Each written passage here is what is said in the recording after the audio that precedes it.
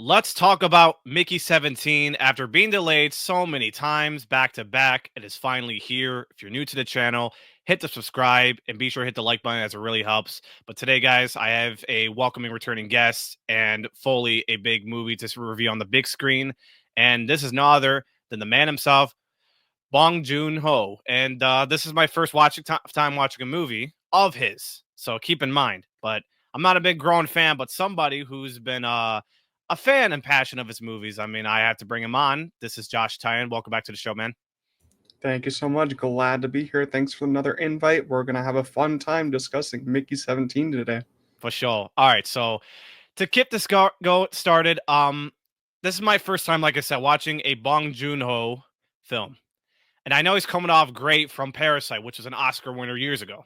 So, in case no one knows, but I'm sure everybody knows as moviegoers. But I had to keep my expectations low, and I know coming into this movie wasn't going to be a masterpiece, but it is based on a novel book. So, and I love watching adaptations on the big screen. They're just a lot more fun to see on the picture. But as I got to watch this movie and walk out after seeing this movie, I have to say I'm very impressed with this movie. And I'm not going to say I'm not going to come on here and say it's a perfect masterpiece or something like crazy about it. You know, I'm keeping it real as I always try to. But as a first time watching his movie, I really feel impressed. And at the same time, it's got my head spinning on so many crazy shit going on at the same time in this movie. But I will say, I was enjoying along the way. I was strapped into watching a Bong Joon-Ho film like this. And some of the elements he's done over the past movies of his, like Parasite, Okja, Snowpiercer, all these other movies he's been doing over his career, he's brought some good elements of combination. I mean, there's a lot to get into, but overall, I think this was an impressive movie by any means. Not by a higher standard masterpiece as Parasite, and I don't think it's an Oscar contender movie. I'm gonna keep you real as well, but I thought this one was really impressive. Like I said, my first time watching a Bong Joon-Ho, it was phenomenally interesting. So, Josh, what do you think of this movie overall? I know I got to see your review a few days ago, and you sound great. So, what do you think of the movie overall? I really did love this one. I'm actually a huge Bong Joon-ho fan.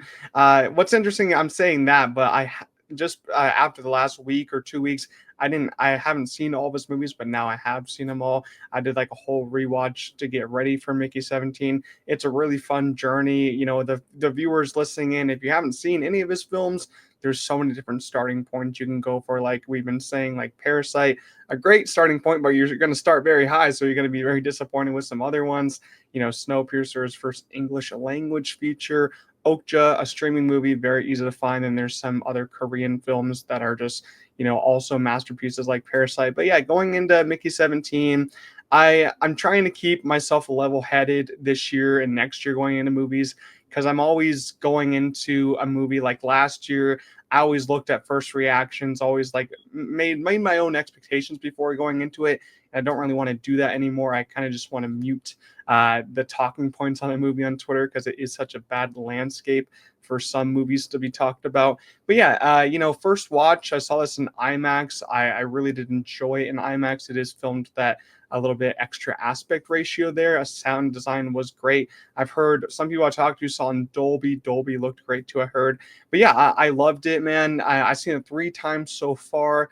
I'm finding more and more on each watch to really dive into, especially, you know, the themes and, you know, the classism that Bong deals with. The themes are real prevalent here compared to his other movies. You got to kind of look for the themes, but here they're kind of just in your face, which I can agree with some other people can be a little much, because some people are only used to those Parasite themes, the underlying themes that you have to really look for.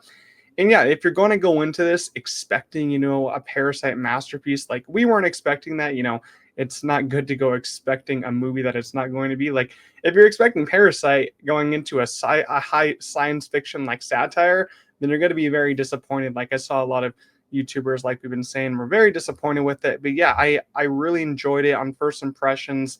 I know we'll get to like performances in a little bit, but yeah, just on first impressions, it's a great film in my eyes. Some of the stuff in the ending didn't work for me as much as the stuff in the beginning.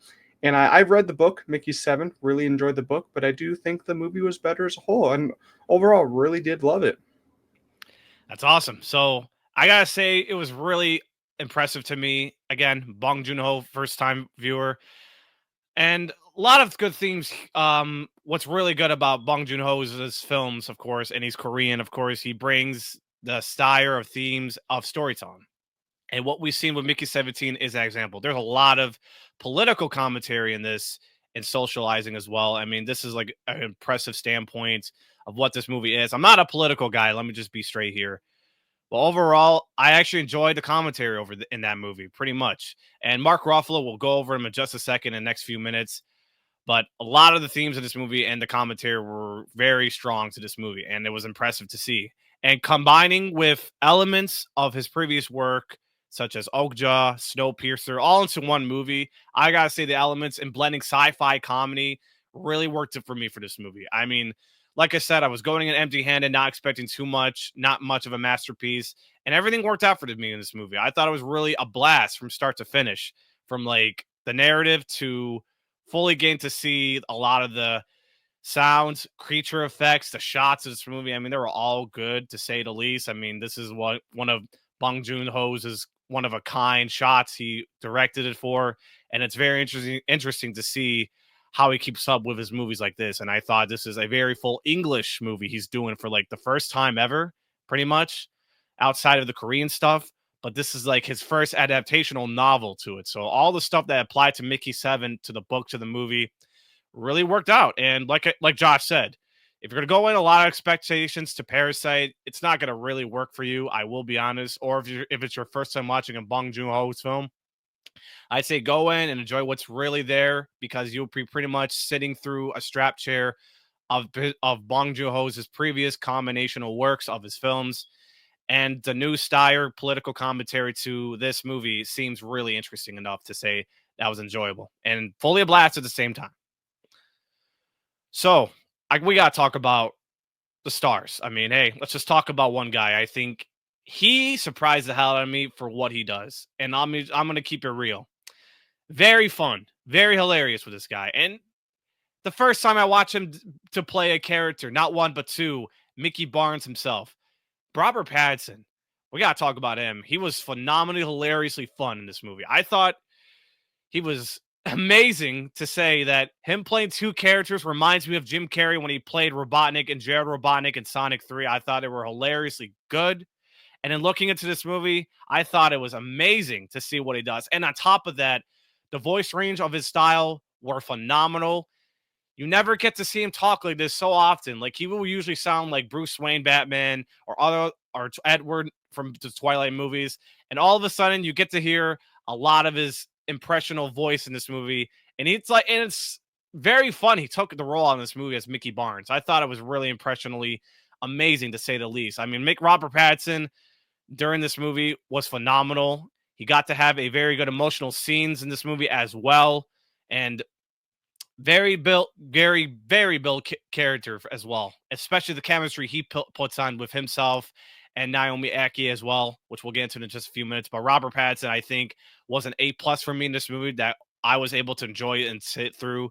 I thought he was really impressive this movie.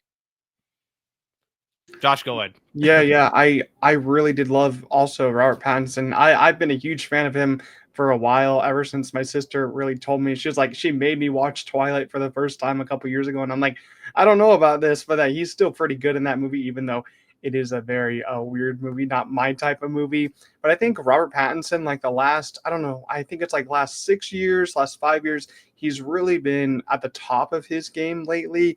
I've seen most of his movies, like I think like 80% of them. But the last 6 years, he's been in The Lighthouse, which is just a phenomenal performance with Oh yeah. Willem Dafoe. Tenet, which is one that I love from Chris Nolan. He's going to be teaming up again with the Odyssey Oh next yeah. This year. is exciting for him. It's very exciting. And then some other ones that he did, of course, the Batman. I don't bring it up too much because everyone already knows about it. Everyone's seen it. I don't know if I have a hard time picking my favorite performances by him. I think that one would be my favorite, but I'm still waiting for the Batman 2 very patiently. And then this one, he's really doing a lot of different genres here, playing with a lot of different characters, as we said. The voice thing is pretty interesting. He's really digging in deep. He also did a very nice voice role in The Boy and the Heron, the English dub version of that one. He Oh played yeah, a that really too. interesting like bird in that one. I remember seeing that one. I was like, this guy. I didn't even know it was him. Then the credits pulled up, and I'm like, Robert Pattinson. This guy is just going all out. He's kind of like people have been comparing him to Daniel Radcliffe recently. After being in the big budget blockbuster movies, he's really exploring the different genres, different directors, and I really do appreciate that because some people are just locked in that one role. But Robert Pattinson, he's been doing so many different things, so many different franchises: Twilight, one Harry Potter movie, the Batman, now DC. So it's interesting that he's going here. But as we said, he's fantastic here. He plays dual roles. He plays actually more than dual, 18 different versions of Mickey, but you don't get to see all those versions. But you basically get to see Mickey 17 and Mickey 18, and they have such an interesting relationship. Mickey 18, no spoilers here, but Mickey 18 is very different from Mickey 17. They learn a lot about each other. They teach each other different things, and that does help with some emotional balance here, because you think it's just like a huge satirical comedy, but no, there are some nice emotional scenes here. Of course, Bong Joon-Ho has made some great emotional movies, and this one does have some scenes as well. But yeah, to me, Robert Pattinson is easily the best performance of the year, and I think it's going to be hard to top by some people. And I know some people have been raving about his performance. They nominate him for 2 Oscars, and I'm like, it's too early for that. But that would be pretty funny if he did, even though it Yeah, probably won't. But it's the one performance we have. Let's just hold out some hope for right now. But yeah, loved his performance. I can hope for Robert Pattinson too, but at the same time, when there's other bunch of wave movies come around, that's why I believe when you look at Doom Part 2 last year, it was a phenomenal cinema masterpiece, but then it was released early, which was the problem, that it was not into many categories like the first one had. So I could look at Mickey 17 right now, that this is maybe an early released movie, and I don't believe it's an Oscar contender, but I think Robert Pattinson, like you said, and he's a star generational talent, all of it. He's going to all genres. And I think it's why we should keep an eye on him. He's got a Christopher Nolan movie, The Odyssey, next year. It's exciting. And Batman Part 2, we're all patiently waiting for it. But at the same time, it's really nerve-wracking to all fans that love the first Batman, and pretty much to all Robert Pattinson fans, of course. So we'll see. Robert Pattinson was phenomenal. Took the A+ out of me for this movie. He was enjoyable start to finish, narrative-wise, style, political-wise, and emotional-wise. Supports, you got Naomi Aki. I really went into low expectations. I thought she was great in this movie, especially in the final act. I thought she was phenomenal to her performance, and she was also funny at the same time. So I got to give my credit to her as well. She served a very good support to this movie. What do you have to say about Naomi Aki, Josh? I think Naomi Aki was also pretty great after coming off Blink Twice from last year. If you haven't seen it, Oh that yeah, one is that which was was really good. did First not know. time directorial debut from Zoe Kravitz, also from the Batman. So they got a nice interlocking right now. But yeah, I really enjoyed Naomi Aki. Nice playing off of Robert Pattinson, especially as you said, third act. She delivers some great monologues and some great lines to Mark Ruffalo, which we'll get to in a second. But yeah, I thought Naomi Aki was also pretty great. To Mark Ruffalo now, when I look at him in this movie, which is surprisingly crazy, he plays a very esque Donald Trump performer. And I don't want to talk about political too much, but this is where the political satire commentary comes from out of this guy. I thought he was delivering his performance of his life. We get to see him outside of Hulk in the MCU. We get to see him outside of Poor Things, of course, which was a support actor nominee. What nom nom nom. But him in the movie, I had questions going to that movie, but somehow I think he deliberately enjoyed his role. Playing a president style version of Donald Trump in this movie into sci-fi, I thought it's a really nice touch of this guy. He was phenomenal as well. Interesting guy about this. And deserved a very good villain. I mean, it's pretty obvious as you could watch the movie with Toni Collette. She was also good as well. But Mark Ruffalo, I think my flowers to him for how much style he put on the show with this guy. And I thought he could end up getting another support nom, but we'll see. I think it will just die off completely. But no one talks about Mark Ruffalo often than us right now. But I will say he was enjoyable as well, playing this Donald-esque performance. What do you have to say about Mark Ruffalo, Josh? Yeah, I think that Mark Ruffalo really wasn't his bag in this movie, as we talked about Poor Things. We've been talking about people operating outside of the Marvel universe, and Mark Ruffalo is one of those people, kind of like Robert Downey Jr. He's doing some different stuff here. Poor Things, I had the time of my life watching him in Poor Things. I thought he was Oh hilarious, yeah. opposite Emma Stone. And then this one, as I said, playing like Donald Trump. Some people think he's playing like Donald Trump, Elon Musk, kind of combined there. I'm more or less in the Donald Trump thing because been talking about the elections in this movie a little bit, and then he's doing some weird movements that we've seen some other political leaders doing in real life.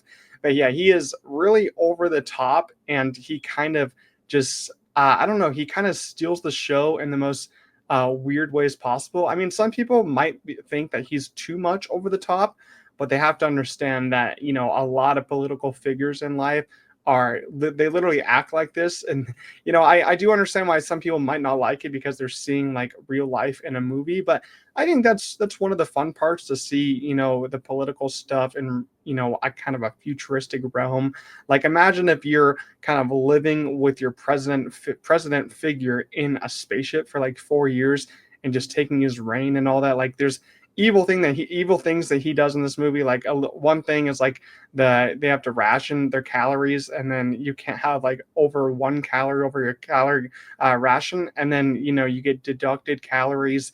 It's kind of interesting how he does it, and like the punishments that he does, and how he we talk about Tony Collette, and how he can't really make decisions for himself, so he has to look over to her to see what to say. I thought that was really funny. But yeah, his voice in this one's funny. His comedic timing is great. I thought he was just having the time of his life in this role, and I'm really excited to see what Mark Ruffalo does next. I hope he picks another crazy role, because this one definitely fit him, like in Poor Things also. Yeah, a lot of good things from Mark Ruffalo, I gotta say. And hats off to all the casting. I thought they were all great. My little downside with the casting, I wish Steven Yeun was a lot to this movie. I mean, I thought he's an interesting cast to see, but then he wasn't throughout the whole movie. I think that's my little downside to him. Wish some of the characters overall are some flat, like Steven Yeun's character. I think could have been a lot more expanded, but I understand it's to center on this whole Mickey 17-esque with the political stuff and Mickey Barnes himself. But I thought some of the characters were flat, but Steven Yeun could have been a little more shown on this movie. I think he would have been just entertaining, just like how he's done over the previous movies. And isn't he in the coming Thunderbolts, or am I reading it wrong? Because I don't know. Because Oh, he was supposed to be. He was supposed to be oh yeah, yeah, Sentry, but right. he I got busy remember. for something. I Yeah, yeah, forget yeah, what role, but he got busy. yeah. So I would love to see Steven Yeun in more movies like this. Hopefully, in a bigger esque support role. I think he could have been more fun to say.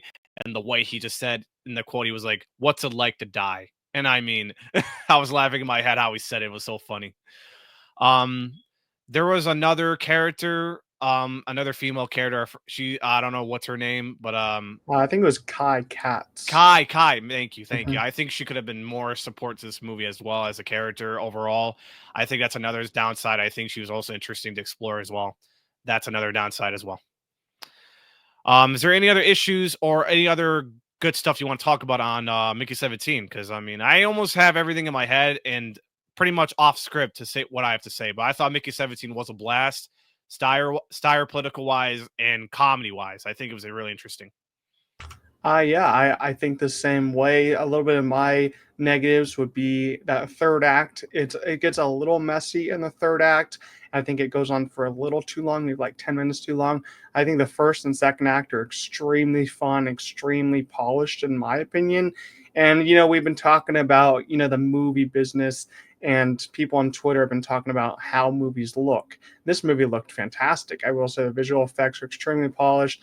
The set design, costume design are great. The kind of set, the spaceship kind of felt like a claustrophobic office prison type place. I thought the creepers really were well done, like visually Creepers are really wise, cool too. really cool. They were really cool Like to look at, kind of like a reminded me kaiju of or like what something. he went for, like Okja too, and which is the big creatures. Some other big positives for me were definitely the score, the original soundtrack, like the piano of that. I'm really interested in like deep piano scores, and I really enjoyed this one. Kind of reminded me of like a different man from last year. I love that score. A lot of people didn't like the kind of beginning of the movie, but I thought that's some of my favorite scenes in there. Like, there's a little bit of a gag about a macaroon shop in that Oh in that yeah. scene, and then when he's like going up to when he's like going up to the spaceship, there's some really cool scenes there. So yeah, a lot of really cool scenes in the first 30 minutes. And they even had like a Challengers-esque moment in this movie, if you've seen Challengers. But yeah, that's kind of my overall thoughts. I'm not too negative on it. Seen it 3 times. I might see it one more time, but I'm getting pretty busy this coming week with a couple new releases coming out. But yeah, 3 times, and I'm going to definitely be buying this one on physical media.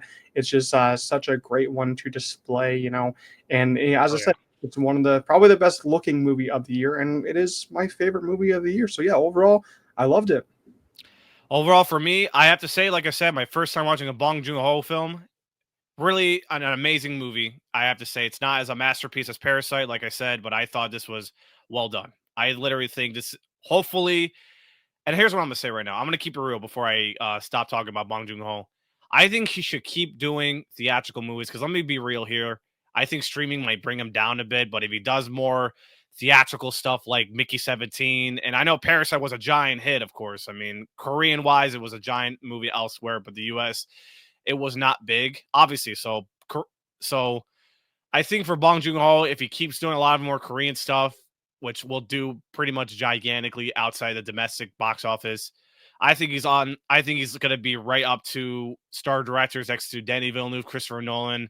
I don't think he's right to the stardom just there. He comes up once in a while here and then, but I think Bong Joon-ho could be a interesting guy to look at for what he does next. Because I literally think he could bring some of the interesting cast, like Robert Pattinson, like star generational actor. I think he could do hell. I think he can work with Chalamet. I don't know. I mean, this is so many good castings he can probably work with at the best of it.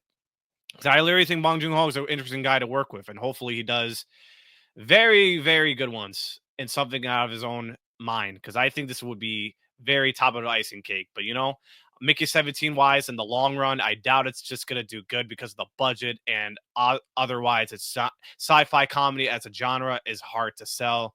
So it's really unfortunate to see where this movie is gonna go end up being, but I think it'll be most talked about throughout Twitter. But at the same time, the real world doesn't translate to many things every day on Twitter. So keep in mind, and that's the most unfortunate thing I think Mickey 17 will have to hang on to. It's just the most talked about aspect throughout the year to see if it gets any Oscar race. And I doubt it. Like I said, I don't think it's an Oscar movie, just like I mentioned, because released earlier, and I think there's like a lot of new wave of competitions going on. So we'll see.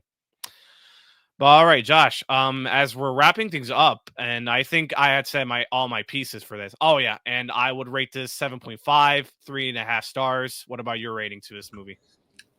Still at a 9 out of 10, 4.5 stars. Mhm. Cool, cool. And this is just my first time watching Bong Joon-ho film, so it maybe my score may be a little low, but I wasn't expecting too much. But I was able to enjoy a lot of the good stuff to this. Robert Pattinson was an A+, and everything else was top notch. Of course, coming off from Parasite that I didn't able to never witness. So, all right, Josh, where can the viewers find you or listeners find your channel and content and whatnot? If you want to find me where I'm most active, it'd probably be YouTube. Either search up Josh Titan or also Joshua Titan Reviews. If you want to follow me on other social media, you can basically find the links on my YouTube. So I'm not going to say them all, but just look at me for Josh Titan on YouTube. And that's right, guys. I'll be having Josh for more to come in the coming months and such. He's a great guy to chat with, so hope you guys can find his content over there, and his listeners, of course. Hopefully, you guys can enjoy his guest appearance on my show. But everyone else, if you enjoyed Mickey 17, let me know in the comment section below how you feel with this movie. Are you a Bong Joon Ho fan? Are you a Robert Pattinson fan? But let me know what you think down below with this movie, Mickey 17. If you're new to the channel, hit subscribe. If you enjoyed the video review, hit the like button. And lastly, I want each and one of you all stay safe out there and stay positive. Thanks for watching the video, guys. God bless. Peace.